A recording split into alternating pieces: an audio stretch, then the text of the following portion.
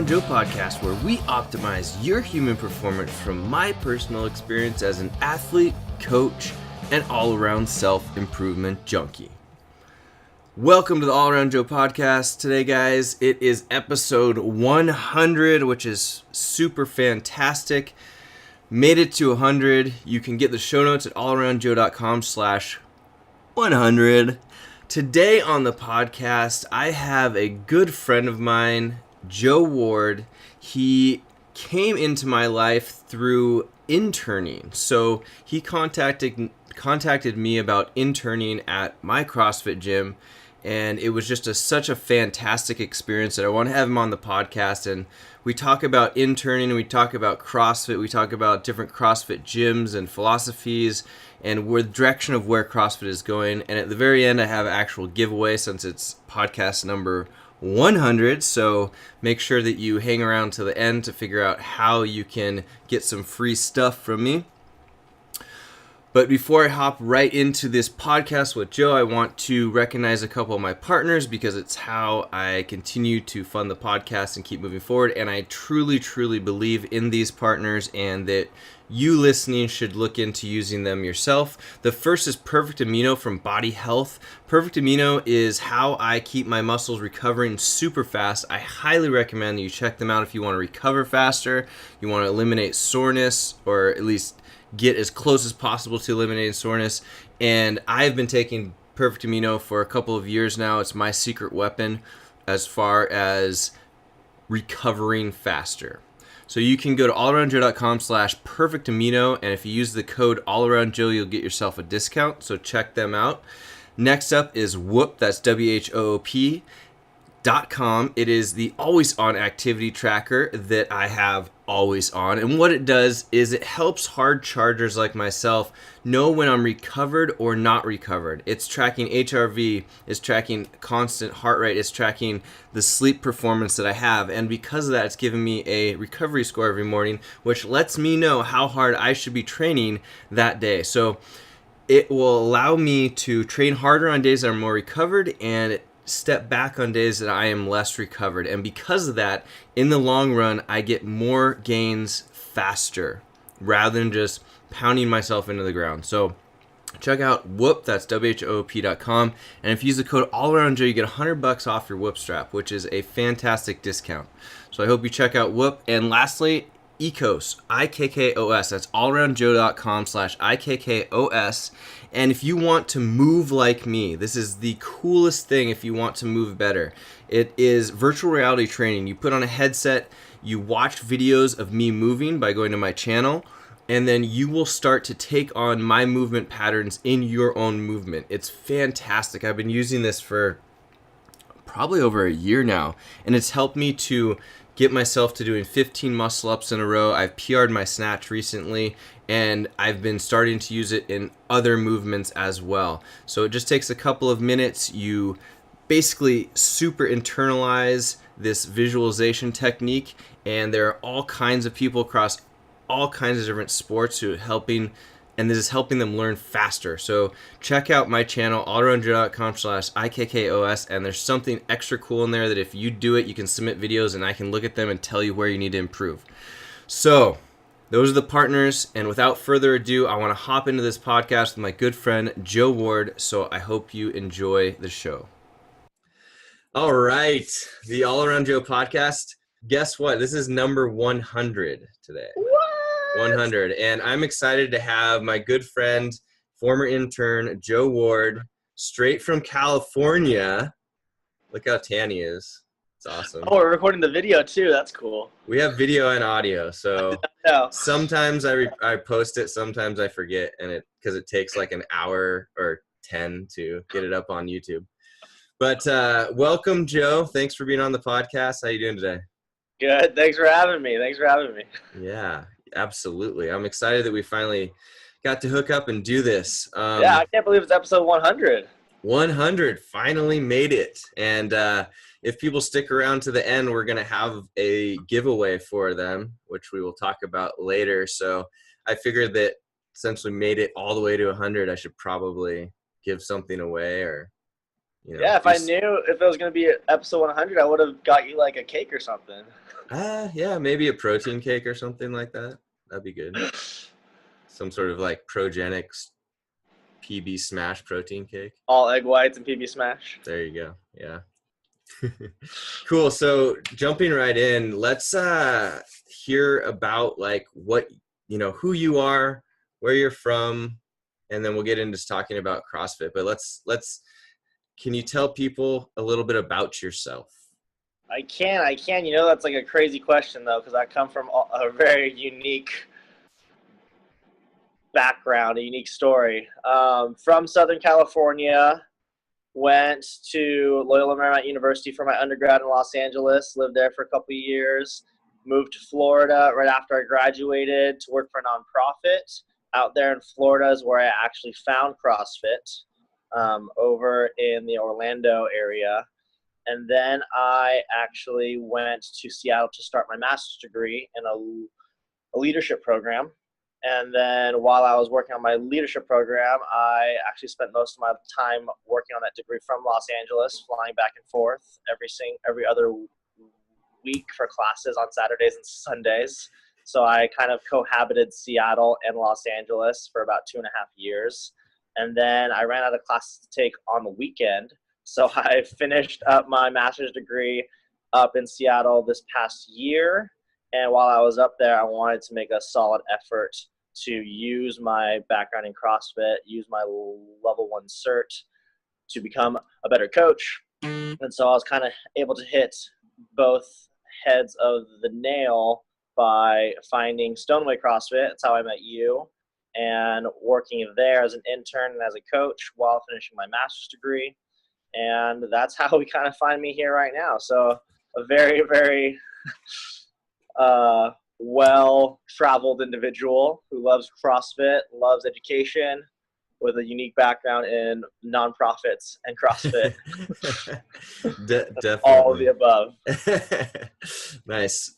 So digging more into the CrossFit side of things, like, yeah, you mentioned when you got into CrossFit, but let's dig a little bit deeper there. Like, why CrossFit? Why did you get into it? What attracted you to it? And how did that whole evolution work? Yeah, so throughout probably my entire high school career and undergrad, I've always considered myself super into fitness, super athletic, very active, but I always had a little bit of a pushback to just the Globo Gym atmosphere. And I knew that like things, like I read a lot of men's health, read a lot of men's fitness alongside my brother. Basically everything we knew was from the mainstream fitness world, mainstream fitness media per se. But it was while I was working in Florida that I heard about some friends that were working out at a CrossFit gym. They said something about this guy named Rich Froning, and he's like the fittest man on earth. And this was like 2013. And so I think he had just won, I think his second or his third year in a row there at the CrossFit Games. And so I'd watched the CrossFit Games. I visited my friend's CrossFit gym. And it immediately stuck to me, I think, because, A, it fit my personality. I'm a maximizer. So if there's anything I can do to, like, decrease the amount of time I'm in the gym while optimizing the amount of results I get and seeing it affect my everyday life outside of the gym, I was all about it. So for CrossFit, learning that the workouts were usually 8 to 15 minutes long, total body everything, gets everything involved, the idea of functional fitness, functional movement. I was like, yes, I can see how a squat can transfer over to how I get up off of the toilet, how I get off of a chair. I could see how all this stuff transfers into like carrying the groceries in on just one load. Like I could just see a lot of transferability. And for me, it was huge because I found myself spending less time in the gym while being more active outside of that gym. And I just felt like it made sense. Everything about it made sense. It wasn't using intense machines in a specific way. It wasn't using just TRX straps. It wasn't just Pilates. I love that it was like a mixture of everything. And so I think I still describe to people now as like, we do gymnastics, we do Olympic weightlifting, we do endurance training, we do the works, we prepare the whole idea of GPP, general physical preparedness. You can't really expect the unexpected. And I love that idea of why specialize in one thing with fitness, which is kind of the trend you see everything these days. You know, don't be good at all things, specialize in one thing. But CrossFit kind of went against that grain in terms of prepare for everything to be thing. Yeah, I'm with you. That was almost exactly the same thing that made me so interested in it, because why not be a badass at everything? Yeah. For some reason, for me, I think the thing that always rubbed me the wrong way, especially because while I was doing my undergrad at Loyola Marymount University, I even was the student manager of the recreation center. So like I ran the recreation center, I ran a student. Sorry, I'm not sure if you still there. There we are. Yep, gotcha. My screen went black. I ran the recreation center, so I spent a lot of time around like college athletes and a lot of time around the fitness enthusiasts at the university I was at. And there was just something that just didn't sit right with me with, okay, some of these folks can bench press 300 pounds, but you put them on a track and they can't get away from a dog. That's right. You know what I mean? Like, they can't sprint. They can't last that long. If you put these people in a pool, they're just going to sink. Like there's something about that atmosphere of like, if you're really fit, I love the idea of being able to survive various fitness challenges, because the real world is not going to ask you to do a bicep curl in order to get out of a bad situation. Or if you're in law enforcement, a hammer might not be the way to get over a fence, or, you know what I mean? Yeah. Little things like that. I love the idea that CrossFit kind of prepared people that like these people can lift heavy, they can run fast, they can go for long periods of time, they can sprint. It was super, super sexy in a way. Yeah. So, well, I completely agree. And what took you from loving CrossFit and doing that as a fitness regime for yourself to wanting to be a coach? I think for me, I found myself more and more, the further I dug into CrossFit, the more enamored I was by the philosophies and the teaching style, the coaching style, and the pedagogy. I think for a lot of CrossFit athletes, you know, you have folks that try CrossFit, they're in love with the results they see, they love the lifestyle, they love what's super sexy about it, but they don't really go super deep in terms of like the pedagogy, how we teach, why we teach what we teach. And that's totally okay, depending on what your needs are and what you're looking for in a fitness regimen. But for me, I was always super curious. And so like I loved the way CrossFit programming is done. I loved I think at one point I looked up online and I saw like all education courses they have. I looked at like I looked at videos on YouTube of what was it like at a level, what was it like at a level one.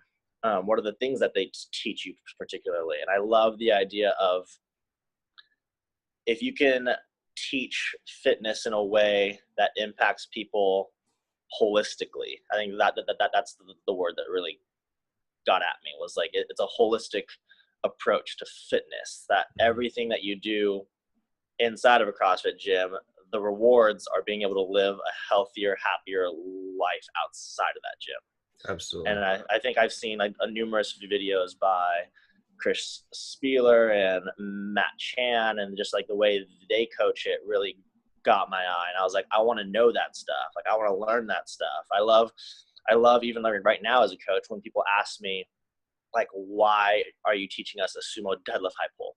What is the purpose of this? And, you know, being able to explain to them like core to extremity and how to transfer energy from the hips to the upper body, controlling an external object.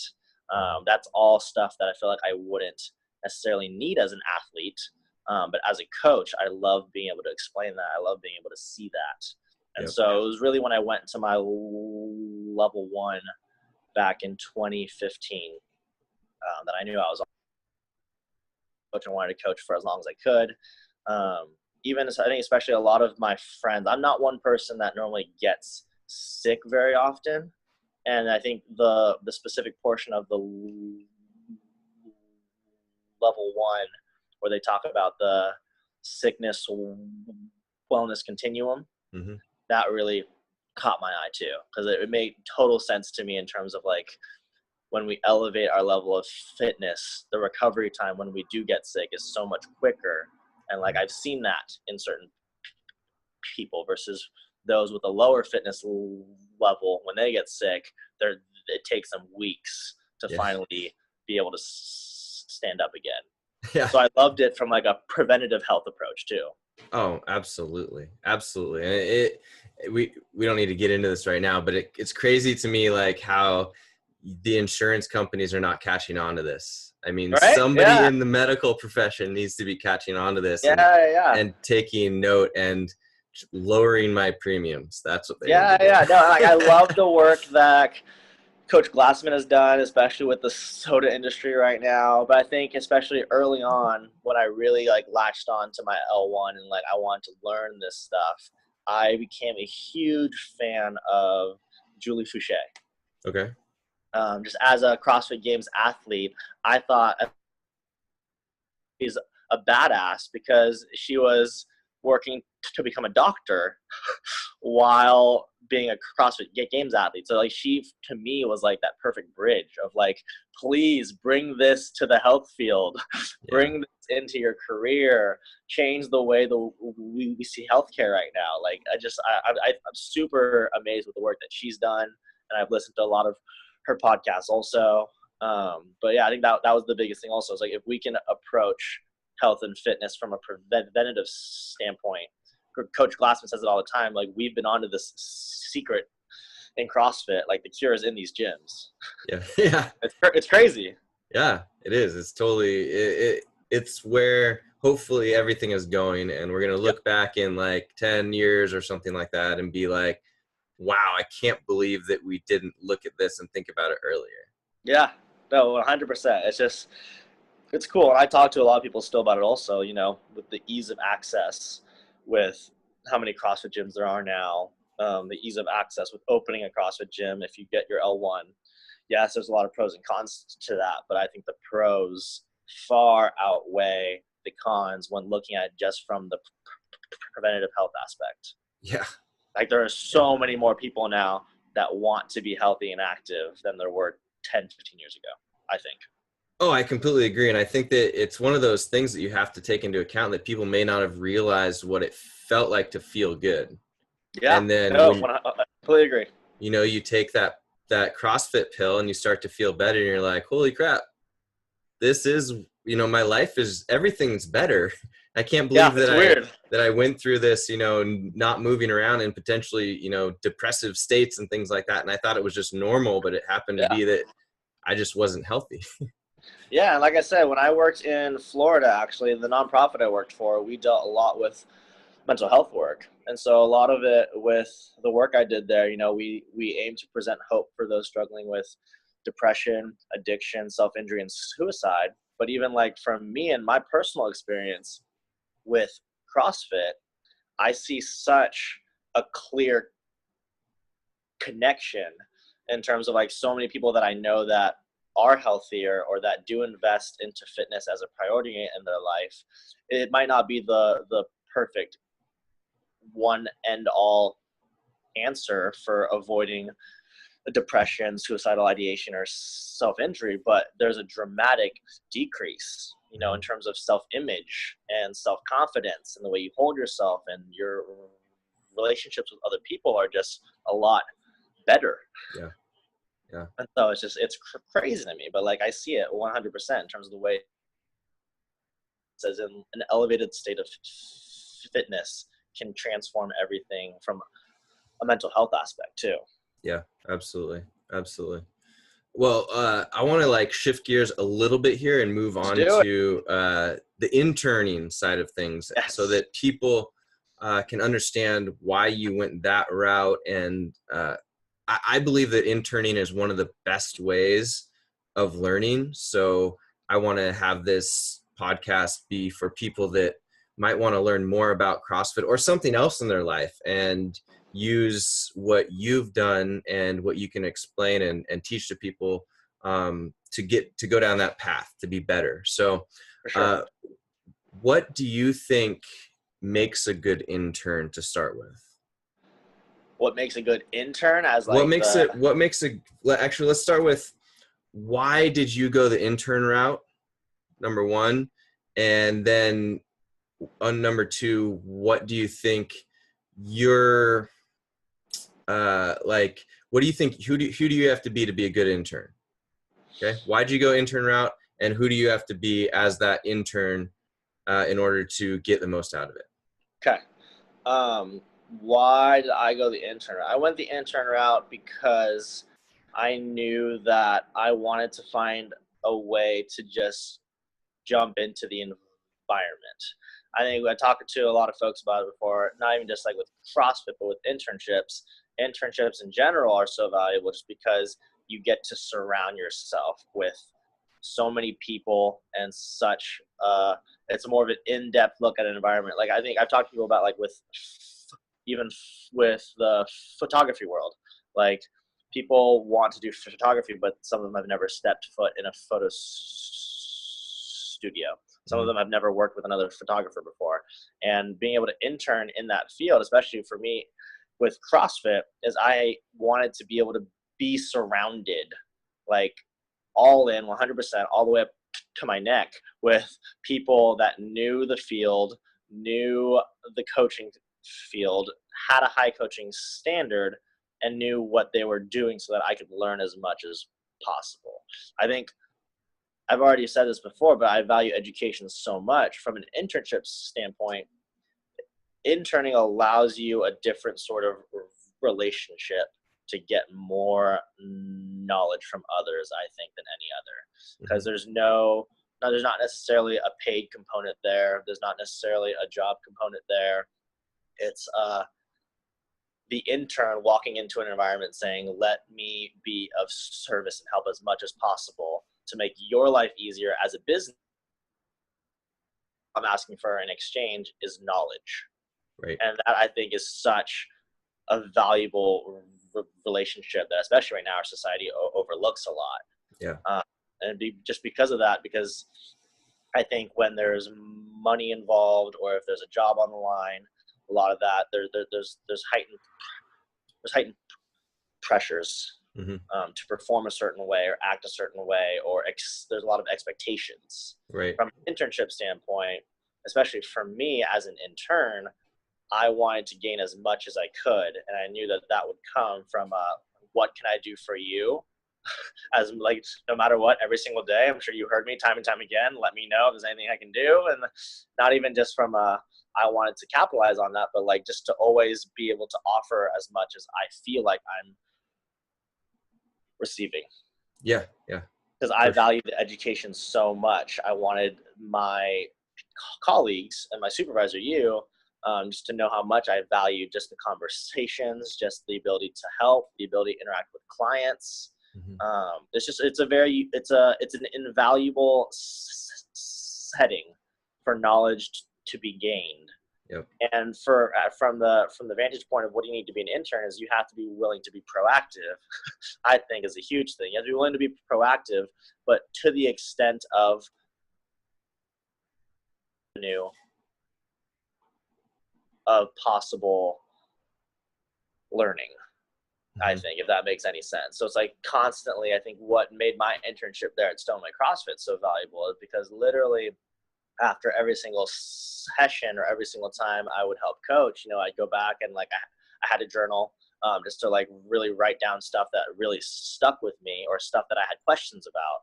And then always being able to go back to those and, like, have I answered those questions yet? Do I still have any uncertainties? Are there new opportunities in this environment for me to grow in these areas that either you as my supervisor have identified that I need more areas for growth, or more areas that I want to grow in? Mhm. So I think from an intern standpoint, you have to be proactive. Otherwise, I've seen so many people before, especially from working in higher ed and being in college for 8 years. I've seen so many people do internships and just skate through and not get anything out of it. So I do think it's so easy to do an internship and do it passively. Yeah. And that's Yeah. the wrong way to do it. And I think that unfortunately that's how a lot of people in our society are doing internships. They look at them as, yeah, they look at them as something they can put on their resume, something that they need to get through, Yep. rather than something that they need to immerse themselves in and take a learning experience or a learning perspective like you did and really get into it. Because it's so much easier to learn, I believe, from somebody else if you're in their environment and getting to learn from them.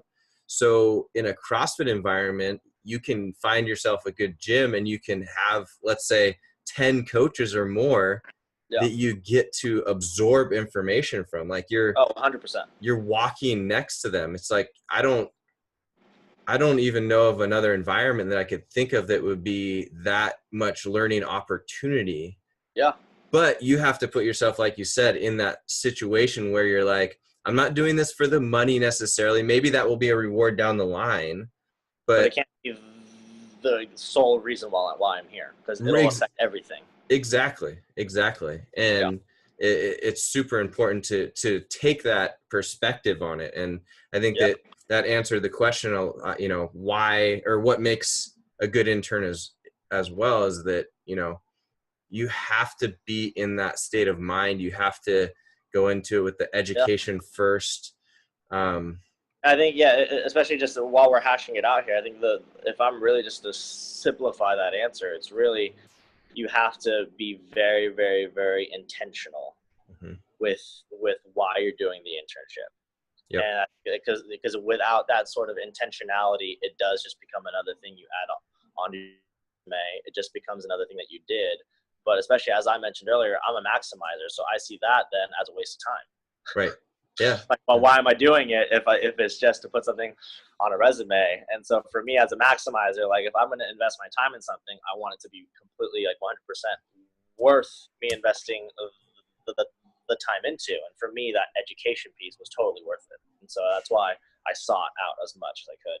Okay. Do you think that interning is right for everybody, or do you think that there's a certain scenario you should be in? That's a good question. I think it depends on the field. Okay. I know some folks that are very self-made, learn by their mistakes, keep trekking along, solo entrepreneur mindset, able to succeed. But I think it definitely takes if your goal is to succeed in a people-focused environment, you have to understand how to work with those types of people. Right. And I think that kind of knowledge is invaluable. Like I couldn't say there's no way I could ever say that I would want to be a great CrossFit coach, but I'm going to get all that experience without working with people at a CrossFit gym. Right. So I think if it's a field that requires unique type of interaction setting, 100% learn. But I think here's where I'm gonna veer off just a little bit on that question. I think internships necessarily aren't for everyone. I think apprenticeships and mentorships, everyone can benefit from 100%. Mm-hmm. So I think if we take away the whole stereotypical structure we have of an internship and think of it more so through the lens of mentorship, I think everyone 100% can learn from having a mentor, because that person is in the field that either the field that they've been in or the field that they want to go in. That person has more years under their belt that you can learn from. You can avoid the mistakes that they hit. We can all learn from having a mentor, and I value mentorship. You and I have talked about that plenty of times. Mentorship is invaluable, and I think everyone can, but everyone has to be open to having a mentor and being open to that relationship where I don't know what I don't know. Right. And some people don't have that approach, or there's a strong pushback to that kind of approach. And I think that's where you see a lot of struggles. And for some folks, that's fine. That's how they have to learn. They have to make those mistakes. Mm-hmm. But for folks that want to grow in a field or grow as an individual in a certain type of way, in a certain type of context, I think mentorship is for everyone if they're willing to admit that they don't know what they don't know. Right. Yeah, I'm with you. And I think that also going back to the mentor versus the internship thing is that the internship, you don't always have the situation where you can take 6 months and just do an internship. Sometimes you either have to figure out how to make money on the side or save up in order to not make money for that period of time. But with a mentorship, you can pretty much go in and out when you can. And it doesn't even have to be in person, or even like you don't even, I've had mentors that I just email with, Oh, exactly. 100%. I'm really happy that you had mentioned that. I know a couple people in the nonprofit world also where it's like they're doing their thing. They're working on a nonprofit venture, but they have a mentor in the field of the nonprofit world that may have already succeeded, that may be already at the top. Right. Like I know, like I said, when I worked at the nonprofit in Florida called Try Love in Our Arms, a lot of the staff there looked to other mentors in the nonprofit world, like Invisible Children and Charity Water and the Giving Keys. So it's like you can have mentors in the same field, but you don't necessarily have to be in an internship. Sure. Absolutely. Absolutely. So what do you look for when trying to find a gym, or in this case, since our conversation turned a little bit, in a mentor? What am I looking for? Yeah. What do you while I'm hunting? if somebody listening to this is like, oh crap, this is a great idea. I want to intern. I want to mentor. Do you have a system that you've used? Yes and no. I would say the biggest thing is it's incredibly important, and I think you've even helped me with this after our internship was done, but it's incredibly important to list out whether it's on an actual physical piece of paper or it's in an app on your phone. Like, list out what are the things you're looking for exactly. Mm-hmm. What are the things that you need? How do you learn best? That's the other thing is everyone learns a totally different way. Some people are super visual. Some people are super hands-on.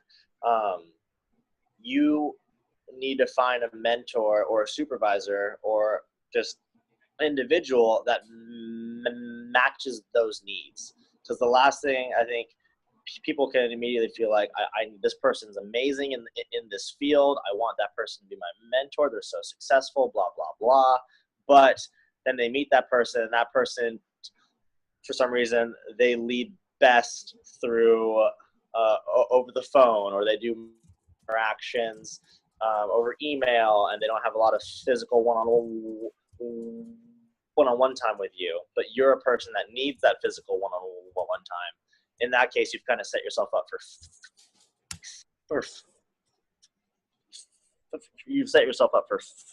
failure immediately.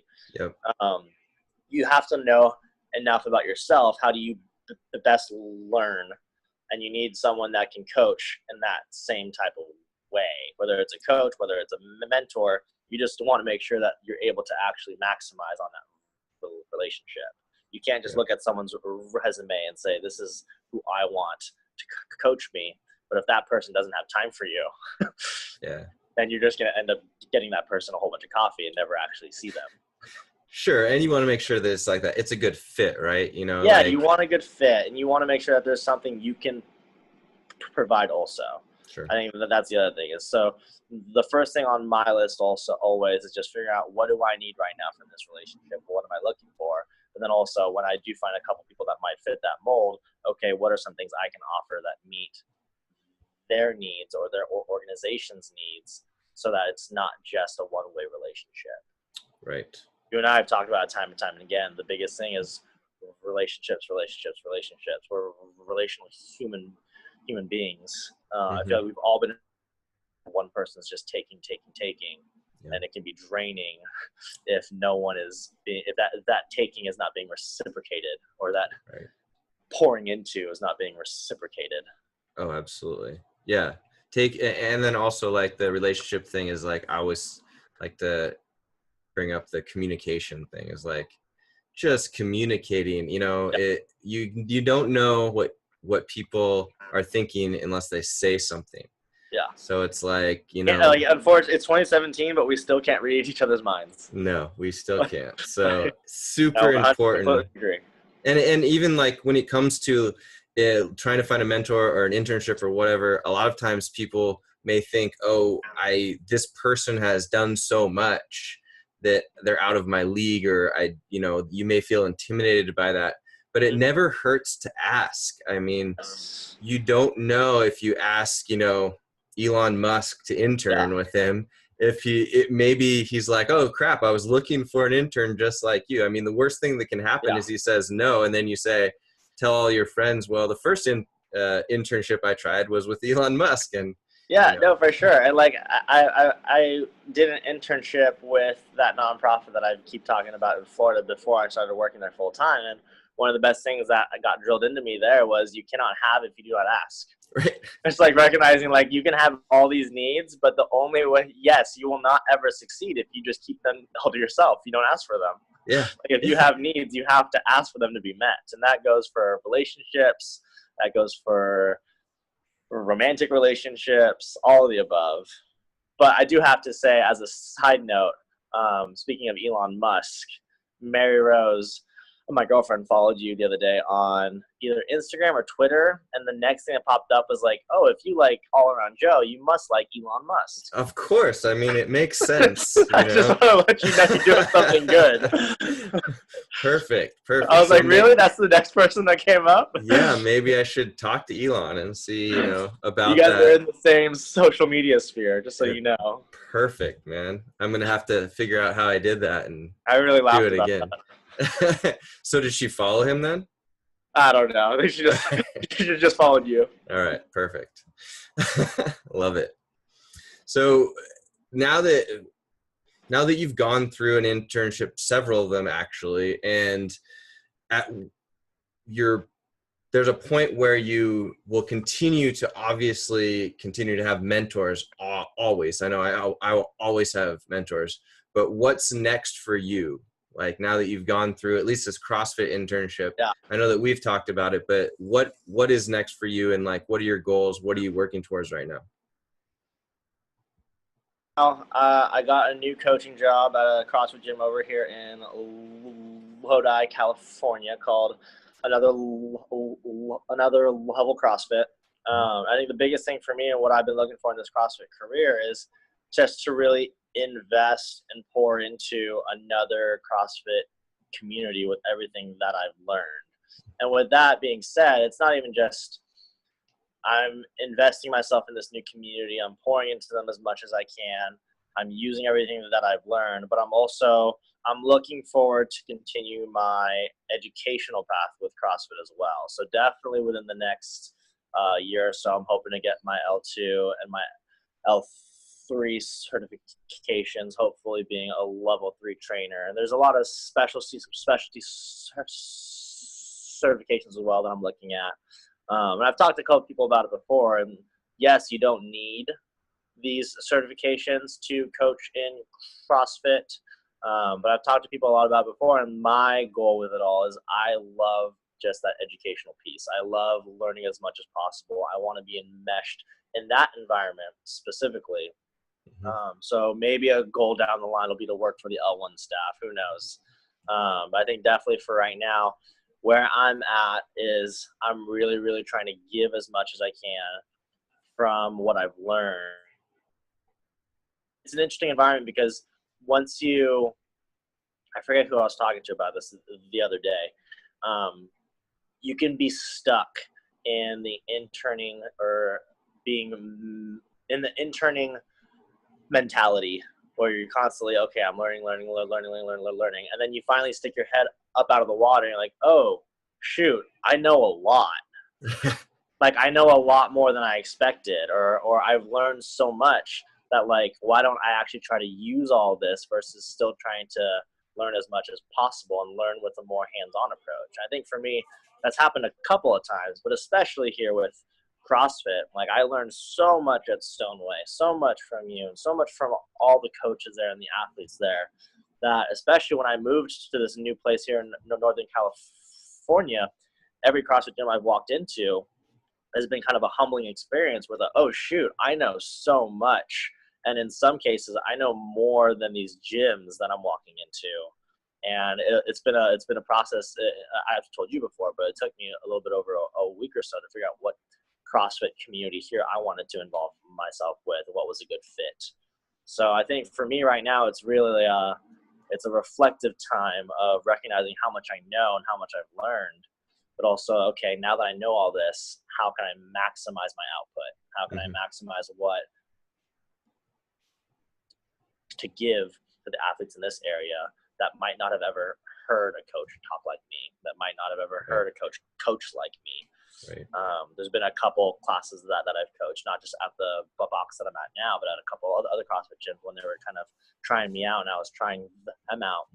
Some of them are not used to the amount of attention that I give them, or the attention that my eyes are on them the entire WOD, or my eyes are on them the entire strength segment. And so it's been interesting to recognize that, like, at one point in your internship, you realize that you've learned so much that it's time to really reverse those gears, maybe take on a couple interns yourself. Yeah. And just really continue this cycle of learning. And so who knows what's down the line for me, but right now all I know is I'm trying to use everything I've learned, and hopefully maybe down the line be on the L1 staff. We'll see. Well, yeah, and the coolest thing is that what people don't realize a lot of times, the teacher is the one that's actually learning the most. So when you get to the point where you have enough information that you want to give back, then you teaching that information will solidify how well you know it even more.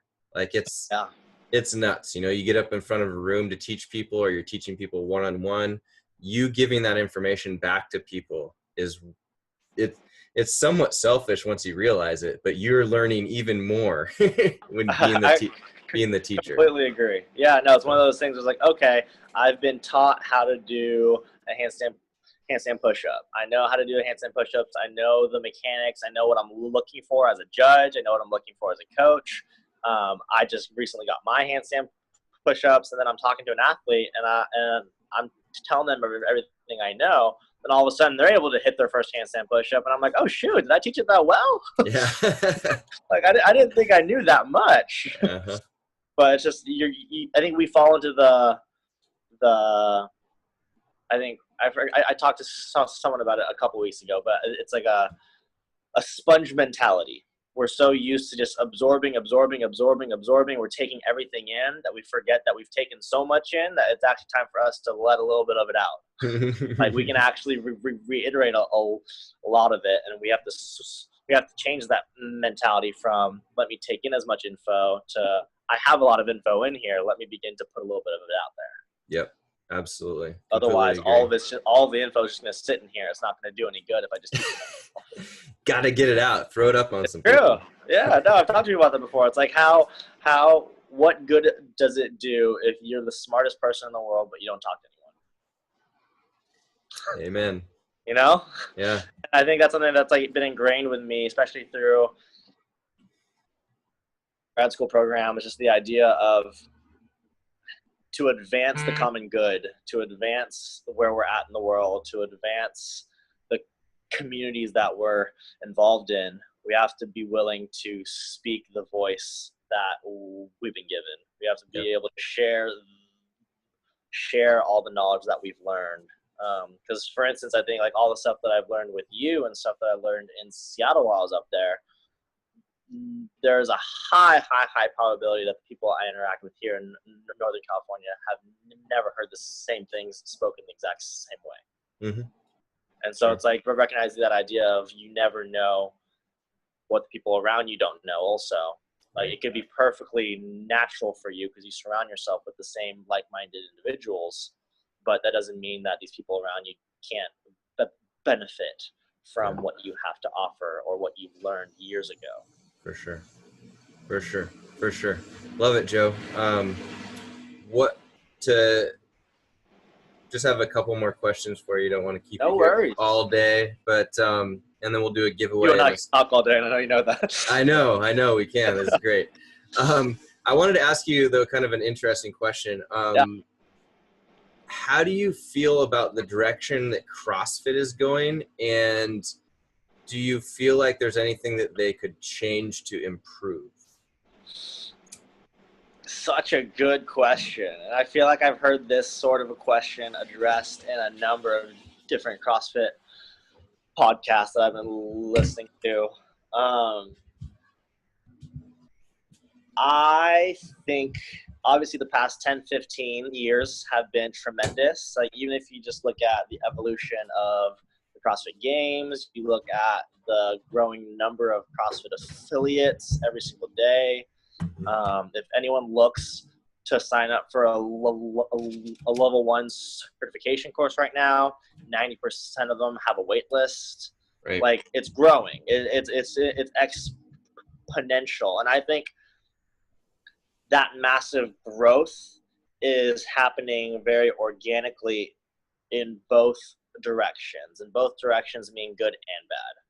Right. I think obviously that comes with everything. So I feel like it's a very healthy growth, but it's something that they have to being a part of CrossFit and the CrossFit scene have to be very cautious of, because I've talked to people even just here in Northern California and where I'm at right now. They hear about the CrossFit Games. Like it's the first thing they hear, especially because now it's getting on like ESPN, it's on CBS. People are talking about it, and as CrossFit Games are, you and I know as well as so many other people that it's just like 0.0001% of the entire CrossFit community. But with that sort of growth, I have seen, and I do think CrossFit, the organization, does a good job of recognizing that.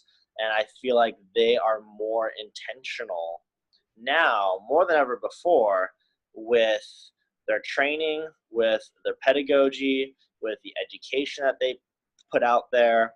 I think Nicole Carroll, who's in charge of certifications and training at CrossFit HQ, I've followed her resume for the past couple of years, and she's just done an incredible job. And I think she was on a recent podcast with Julie Fouché, and so much of her job as the head of training and certifications over the past year has evolved into how do we maintain the integrity of the culture. Mm-hmm. And that, I think, is huge. Yeah. And I feel like if you ask anyone at CrossFit HQ 6, 7, 8 years ago, that wasn't a primary focus. Sure. The primary focus was growth. The primary focus was get as many affiliates as we can, help as many people as we can, grow this preventative health aspect. But I love that her shift from the how do we preserve the integrity of the culture, mm-hmm. and that you take that statement alone, and I think that's the statement you see at the core of so many organizations that grow at a rapid pace that continue to do really good things. Yeah.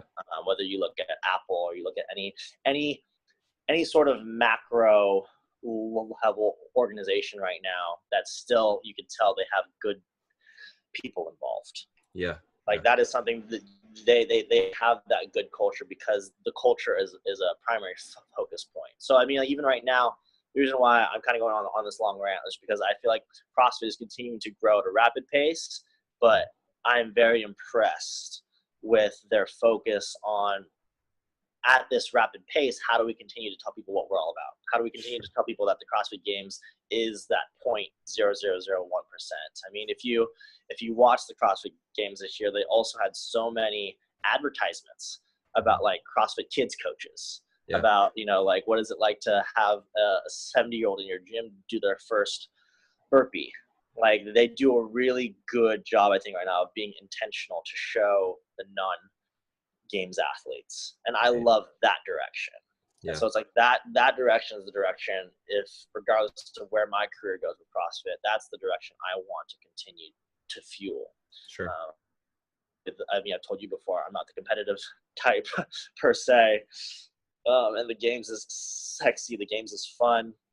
The games helps with the exposure. It gets more affiliates. It grows. But what I love and I want to be a part of is helping to, if we can have this massive stage, being able to use that massive stage for, look at how this helps healthcare. Look at Yep. how this helps the elderly. Look at how this helps law enforcement. Look at how this helps kids not become obese. Mhm. Like, I would love to be able to help that voice of CrossFit as it continues to have this big platform. Sure. I know it's a long-winded answer, but I think that's kind of where it's at right now. I agree with you, and I like the long-winded answer, and I wanted to like go back in and overemphasize the culture thing that you talked about, Yeah, and how that is so important in that all of us, I know that I can say for myself, is that CrossFit, as a fitness program was attractive to me, but and it still is like, this awesome program, but that was probably only 50% of the equation. The other 50% was that it was a culture of people yeah, that were like-minded and just really wanted to get better and help each yeah, other to do that. It's just, and you can walk into a CrossFit gym anywhere in the world and you can know whether or not they're owning up to that culture. yeah. No, completely agree. And I think you and I even briefly touched upon this on my way out towards the end of my internship. But like, part of the reason why I was so excited to be able to intern with you in that environment during the end of my master's program was because, looking at leadership through the lens of how do we foster community. Mhm. Well, how do we foster atmospheres in which people are able to become the best versions of who they are? How do we foster communities of inclusivity? And I think one of the other things also is CrossFit does a really good job. It gets that bad vibe of CrossFit's a cult, CrossFit, blah blah blah blah blah. But it's like, if you are defining cult as a culture that encourages people to be the best versions of themselves, then yes, I will drink that Kool-Aid every single day. Yep. But like, especially this past year, obviously 2017 has been a crazy year for our country. It's been a crazy year for the whole world. But at the very root of it all, from the perspective of CrossFit, I've seen hands-on, like with my own two eyes, in a CrossFit box, the way in which the culture fostered in a CrossFit gym, the positivity, the inclusivity, the like-mindedness for just wanting to be a little bit better has surpassed ethnic lines, has surpassed religious lines, has surpassed the color of people's skin. You have people in a CrossFit box that they come together just to, whether it's just to get that workout in or just to escape what's ever happening in the outside world, what's ever happening at work. People walk into a CrossFit gym and you know them by the amount of effort that they're willing to put in, not by their job title, Right. not by their income. And I think that's a huge culture piece. I'm really happy that you mentioned as well, especially with 2017. Like I said, I've seen people of all different race backgrounds, people of all different religious backgrounds. Like, regardless, when we're all doing the same workout and we're all high-fiving at the end and we're all like pushing each other at the end, you can't tell me that doesn't transfer to the outside world. Oh yeah. Yep. And the question is, how can we have more of that in the outside world? How can we, Exactly. Yep. how can we be in a classroom and high five each other and work together and, have that same feeling? I don't know what the answer to that is, but if we can figure out how to have the culture of CrossFit in more places in our lives, I guarantee the world will be better.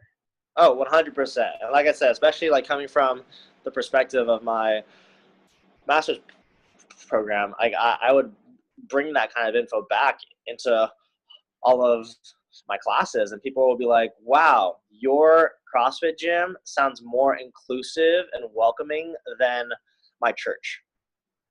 And I'm just like, that's the kind of stuff, like it's not even a religious thing. It's not even a a political thing. It's a how do we foster communities around shared goals that bring everyone together to recognize that nothing else is going to push us apart.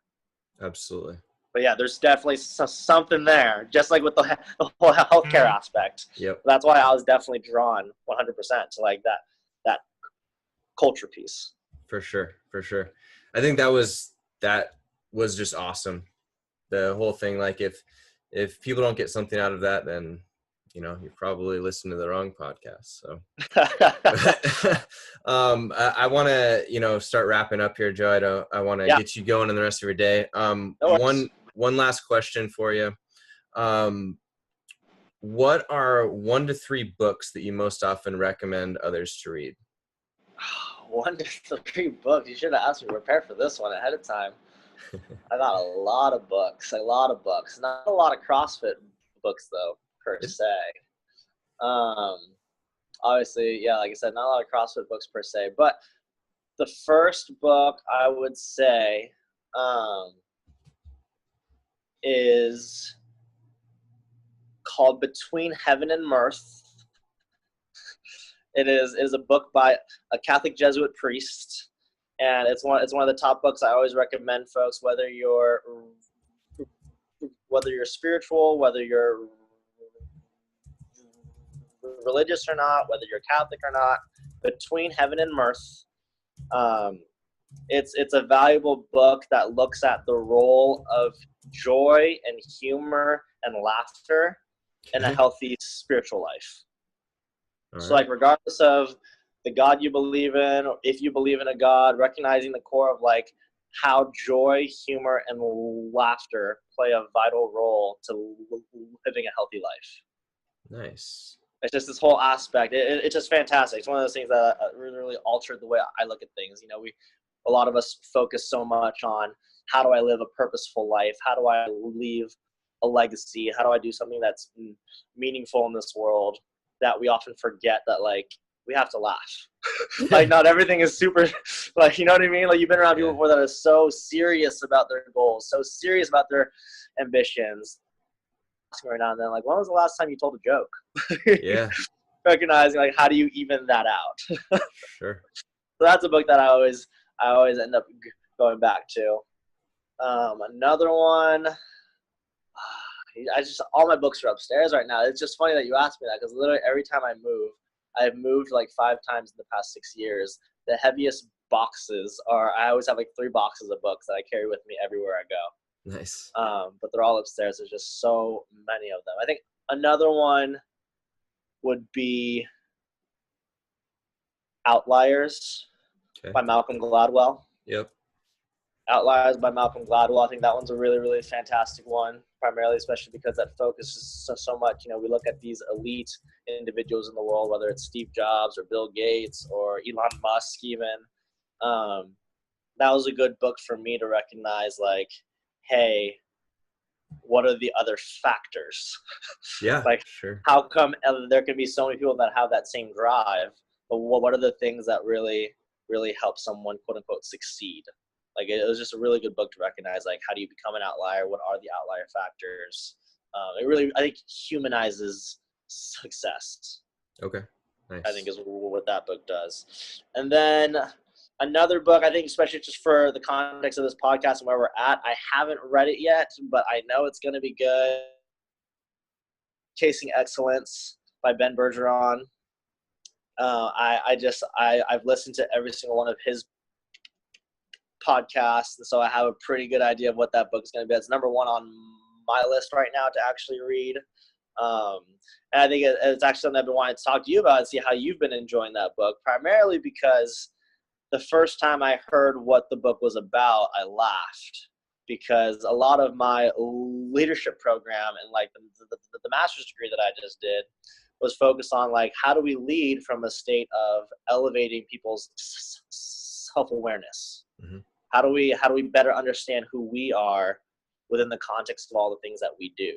Right. And I recognize that you can let me know if I'm right or wrong, but a lot of what it seems like his book is on, a lot of what his podcasts are on, is recognizing that whole character component. Mm-hmm. Like we can be an athlete, we can be an executive, we can do blah blah blah, but his character component, it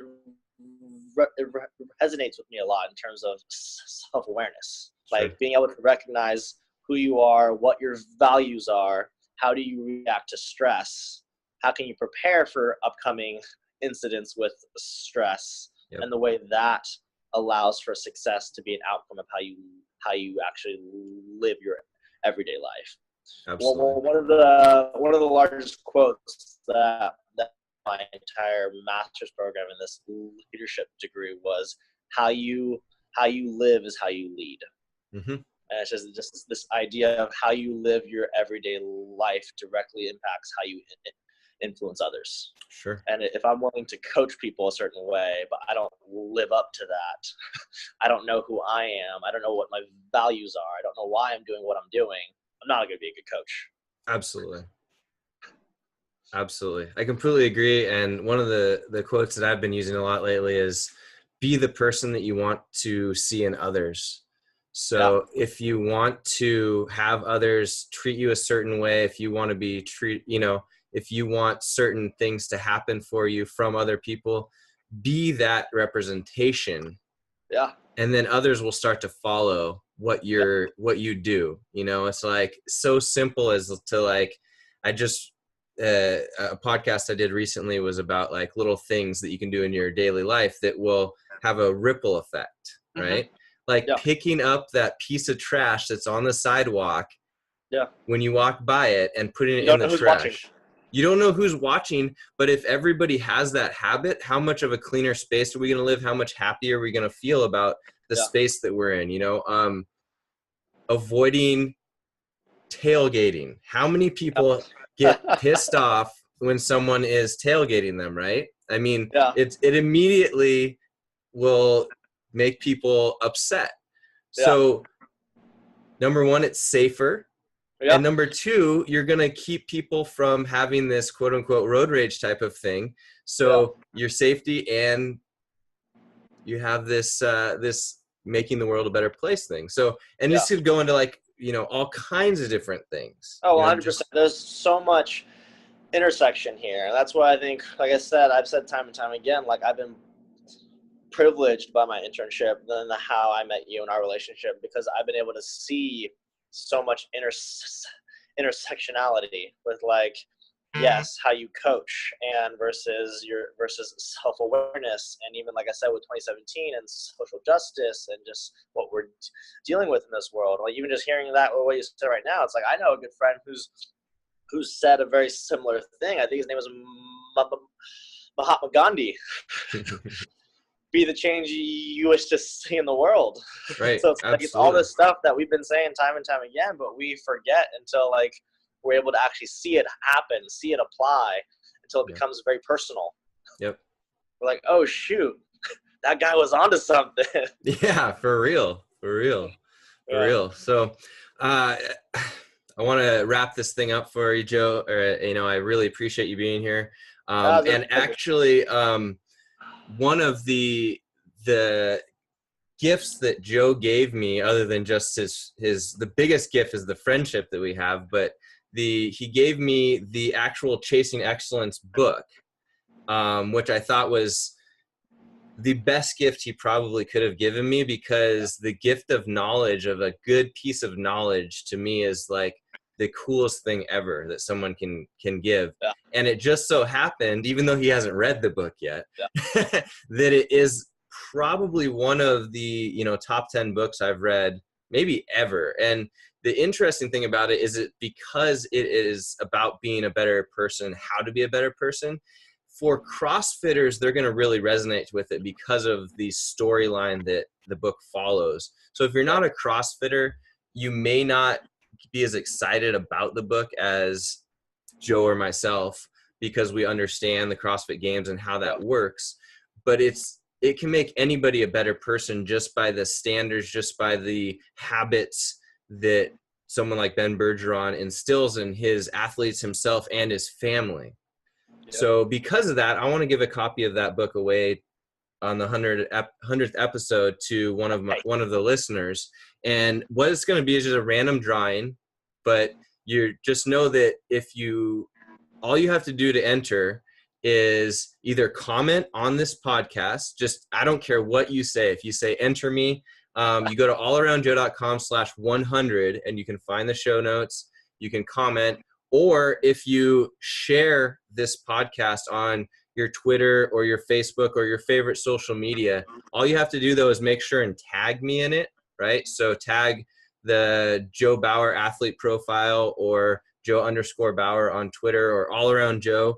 Tag me somewhere sharing this thing, and that will be an entry. You can enter as many times as you want to. I'm going to randomly draw the person, and then I'll send you that book because I feel like it's been, just a fantastic read. So I hope you guys appreciate that. I appreciate Joe being on the podcast here. Joe, if people want to contact you to have questions for you or drop in at your gym, how can they find you? If you need to contact me or drop into my gym, I'm currently coaching at Another Level CrossFit here in Lodi, California. Most of my contact information is available online as well. I run a photography business on the side. That's probably the easiest way to find all my contact info. Just go to joewardphoto.com, go to the contact page. My email's there. Everything's all set. Or if you want to follow me on Twitter, it's Ward with 3 Ds. Either way, very easy to find online, social media, either as a photographer or as a CrossFit trainer. Cool. Awesome, Joe. I really appreciate your time, and we'll have to do this again soon. Please. All right. Have a good one, man. Hope you guys enjoyed that podcast interview. I always love talking with Joe. I'm sure I'll have him on the podcast again. But if you want to get that free book, The Chasing Excellence by Ben Bergeron, make sure that you tag me in a share of this podcast episode. All you have to do is type in allaroundjoe.com/100. I almost forgot. I almost said 99.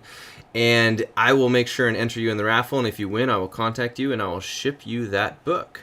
So get on that, do that, and let me know if you have any questions. Oh, you can also just put a comment in the show notes here, and that will also enter you. So just make sure that I have your contact information for that, just in case you win. The All Around Joe podcast, where we optimize your human performance from my personal experience as an athlete, coach, and all-around self-improvement junkie. I will see you on the next podcast.